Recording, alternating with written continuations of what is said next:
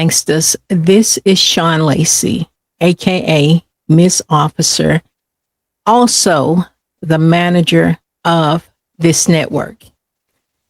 I know it's not often that you all see me, and many of you all have no idea that I am the person who's behind this channel, but I just wanted you all to see my face and begin to get familiar with my voice, because my goal as we go into 2026 is to be more present, more in front of the camera. But I can get information to you all, the education to you all, more efficiently through the visuals that I tend to post.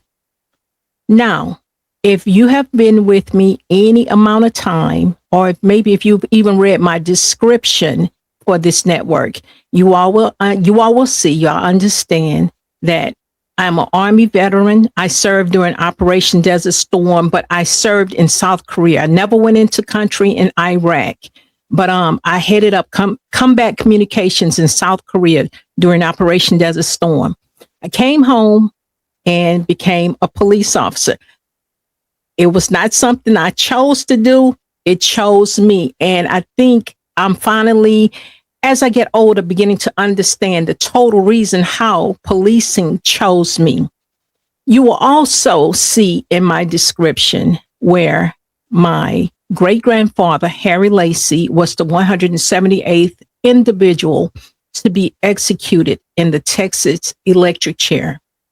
You will also see my brother, who is 1 year older than me, did 29 years flat on a 32-year prison sentence in the Texas Department of Corrections as a first-time offender. Last, you will see that my baby brother was murdered right here in Houston, Texas, and his case is a cold case. So what I want you all to know, when I bring you all information, when I come to educate, it's what I have been chosen for. It's not something that I just do because I chose to do it, but it chose me. This is my calling. This is my ministry. This is my passion. My motto for legal gangster is own the system. So the only way you can own the system is to have knowledge of it. You learn it, you educate those around you, and that's how you defeat it. Or you work closely hand in hand with it. Maybe defeat is a strong word, but some of you all have situations going on that need to be defeated. So that's why I chose the word. But anyway, I don't do this because this is something that I set out to do. It chose me. And when I tell you all, I am grateful and I love what I do. So what I want to say, I need to say this to you all before we go into 2026. I pray I don't lose any of you all in the process, but I have to get back to the basics. I have to get back to what I was chosen for when it came to the justice system and, helping people, helping you to learn this system. So again, you can learn to own it.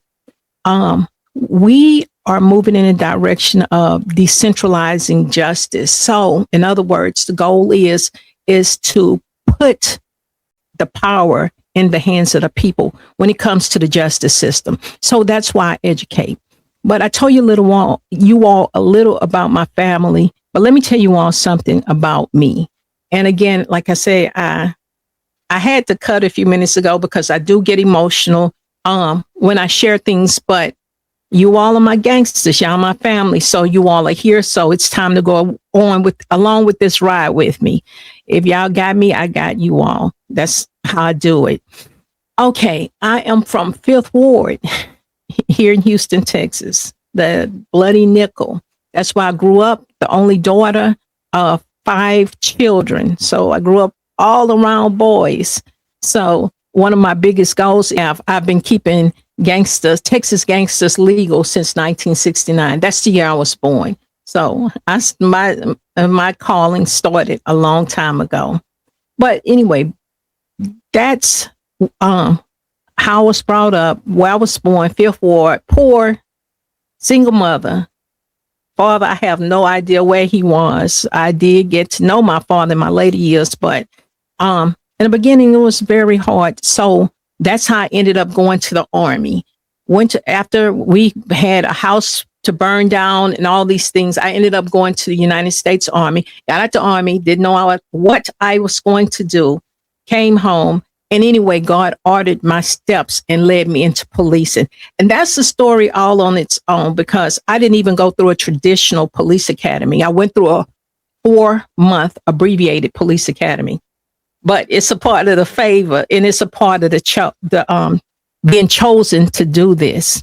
So I'll talk about that at another time. But like I said to you all earlier, and this right here, I must share with you all before I go on, because my mother passed away in 2021, and I wanted to share this. But every time I tried to, my mother told me it was not the right time. And my mother, being a single mother, she was strong. She was prideful, beautiful, tough woman. So I was always very obedient, even in my big adulthood, obedient to my mother. She's been gone since 2021. And I am commanded to tell you all, because we overcome, the word is, we overcome through the blood of the Lamb, the blood of Jesus, and the words of our testimony. The year before my baby brother was murdered, I was hit by a 22-wheeler. I was just getting off duty, on my way to pick up my son and my daughter from my mother's house, and I was hit by a 22-wheeler. So because of that injury, I was placed on hydrocodone, okay, medication hydrocodone. Then the next year, 2006, is when my baby brother was murdered. And I will tell you all even more about his story, because he's a cold case.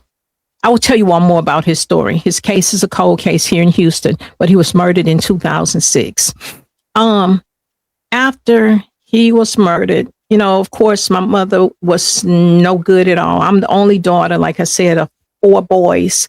And I did what I always did. I took the responsibility of making sure I got his body, because he had me as next of kin. So I had just gotten off of duty. I was still in uniform when Harris County Homicide showed up on my door to tell me my baby brother had been murdered. So I'll tell you all, like I say, more about that soon enough. But because of everything I was going through, because I couldn't sleep. I had to tell my brother, who was still in prison, that his baby brother had been murdered. Had to put him on homicide watch. Then I'm dealing with my mother, who's going through her baby boy being murdered. Me not knowing who did it, because he was murdered not even far from my house. Wanting to protect my family, wanting to get revenge, wanting to be vengeful. I didn't sleep. So initially I was placed on Ambien. Ambien was like walking into a dark closet and walking into a dark closet, standing there 8 hours and coming out back into the light. I was not rested. I had no peace. So I went back to my doctor and told him, and he placed me on Xanax. The reason I'm telling you all these two things is because the year prior, the accident with the 22-wheeler, I was placed on hydrocodone. And the next year, I was placed on Xanax. So needless to say, this began a downward spiral for me. Anger, lots of anger, lots of just wanting revenge. I had no peace. Then still trying to be a mother, still policing, still trying to take care of my mother, make sure my family was okay. And I eventually became addicted to the medication. Now, this is the part that I was telling you all. My mother was concerned about me sharing. So now she isn't here, and I know what God calls me to do, because I'm here. Here it is. It's 10 years later, because I actually Went through the withdrawal psychosis, all of that in October of 2015. And here we are now in 2025, and I'm straight. But I needed to tell you all that because if you have any questions, if you have any concerns about a family member, a friend who may be going through the same, I will, first and foremost, I will pray for them. And then next, I could just tell you what helped me. Okay. Now, I'm not going to hold you all long because I have so much to say, but this is the beginning. So again, the channel is not going to stop the education with the gun rights, with the expunging and the sealing of your criminal records. But I have to do what God has called me to do. You all, I could teach you all day about the way the justice system on earth works. In Texas, in the United States, I can do the teaching. But what I know is that the ultimate justice system is God's justice system. And I have to share this with you all because it's no way to win in the earthly system if you don't learn how to win in the heavenly system. It's only the heavenly system that kept me through addiction. It's only the heavenly system that kept me through serving in South Korea as the head of combat communications during Operation Desert Storm. It's only the heavenly, divine God, Jesus Christ, who kept me as a police officer. And I have to share it. So what I'm getting ready to start doing, you all, is showing you all more about how to win. First of all, starting in the heavenly system. So I'm going to tell you all about the courts of heaven. I'm going to tell you all about the things that God placed on my heart. I'm going to tell you all how God delivered me from the addiction. I'm going to tell you all how God brought me through the insanity and and I'm not going to tell a tale, wanting to kill someone when my baby brother was murdered. How even though we never found out, because like I said, the case is a cold case, but how we never found out at this point who murdered him. But the thing is, God knows. God sleeps not 24/7. He's up, he's moving, he's thinking, he's making things happen. And the word says vengeance is his. It belongs to him. So I want to even share about how when I turned the murderer over to Jesus, how peace came. And even if we don't ever have an earthly court is going to happen for that person. Jesus is going to take care of it. Incidents as a police officer going, trying to take help save someone out of a burning vehicle. And the person eventually died. Going into houses at night, looking for supporting officers on felony warrants, being a part of the gang task force. In the final analysis, you all, it's no thing that I could say outside of the fact that it was Jesus who kept me. And I want you all to know this same kind of peace. And I want you all to know this same type of victory. So I thank you all for being here. I've been on here a minute already, but I thank you all for being here. And I pray that you all share me with someone you know.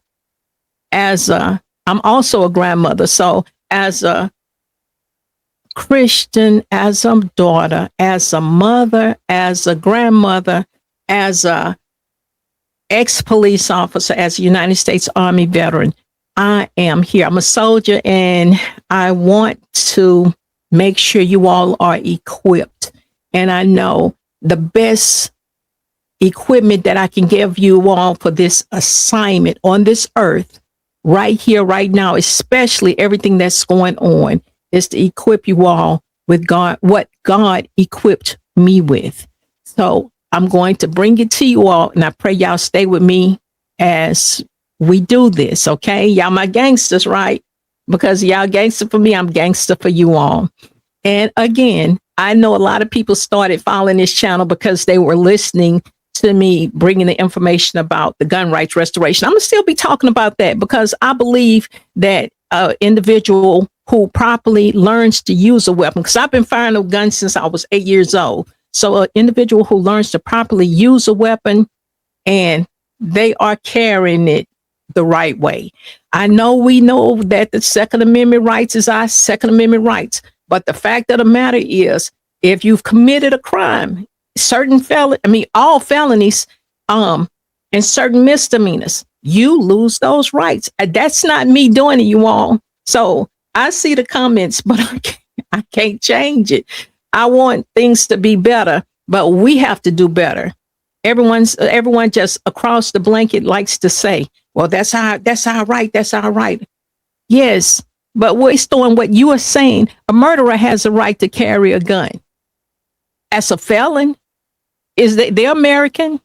That's their right too. But would you want to encounter a felon with a gun? So we have to use wisdom. We have to use discernment.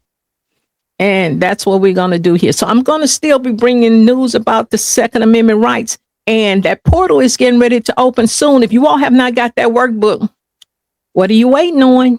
Because you will need it. Right now, you all are waiting for the boom to drop. It's happening. But the person who's going to get in there out of the 25 million who qualify, the person who's going to get their gun rights restored is the person who's prepared. It's the person who's already actively getting their packets together. So time the portal opens, all they have to do is fill out the application and hit submit. That's the person who's going to win. Okay? That's what the book is about. That's the only thing the book is about.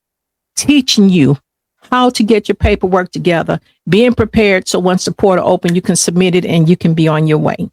And I'm also going to continue to teach about the justice system, specifically the Texas justice system, specifically expunging and sealing your Harris County criminal records. I pray I am able to eventually help all of Texas, but Harris County is what I know.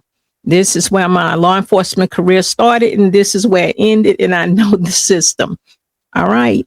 So with that, I'm done. I pray you all share me with someone. Trust me, because I know most people don't trust the popo. I understand. I dig it. But this is an X when you can. Okay. So, and if I have any officers listening, hey, y'all come in too, because our officers are any players in the justice system. Come in, because I'm going to be dropping wisdom that you all need to know too. One thing I can say, I have seen this justice system from every single aspect, from the legal side of it to the non-legal side of it. So come join, come roll with us. And if you have anyone who stands in need of prayer today, who's dealing with the Texas justice system, or any justice system, if they are carrying anything, drop their name in the comments. And I promise you all, I will pray. Okay. I will pray over you all. All right. This is Sean Lacey, AKA Miss Officer, and I am signing out. I thank you all for being here, and I thank you all for continuing to roll with me. And if you're not subscribed, and if you're not following and sharing and tagging, please do those things for me. All right. Oh, and I love to say sweetheart. I love to say, I'm in Houston. I'm a Southern girl, country girl too. So I love to say sweetheart. Every once in a while, I might say baby. Sometimes I may call you love. And I know because it's legal gangster, I think sometimes the men get offended, but it's me. If you see that, it's coming from me. So please don't get offended. But that's just me. Oh, I might call you knucklehead too. So, but that's all in love. All right. This is Sean Lacey, AKA Miss Officer, and I'm signing out. Bye, Gangsta. Take it easy.